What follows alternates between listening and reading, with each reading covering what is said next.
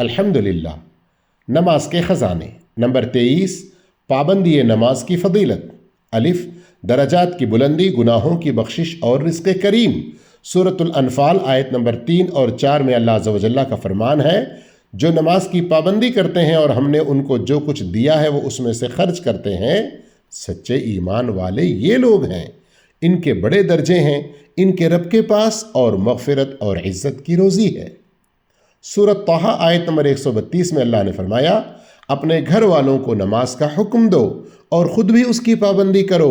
हम तुमसे रिज़्क़ नहीं मांगते, हम ही तो तुम्हें रिज़्क़ देते हैं और बेहतर अंजाम तक़वा परहेज़गारी ही का है। और सूरत हूद आयत 114 में फरमाया, दिन के दोनों सिरों में नमाज कायम रख और रात की कई सातों में भी, यकीनन नेकियां बुराइयों को दूर कर देती हैं। ये नसीहत है नसीहत पकड़ने वालों के लिए।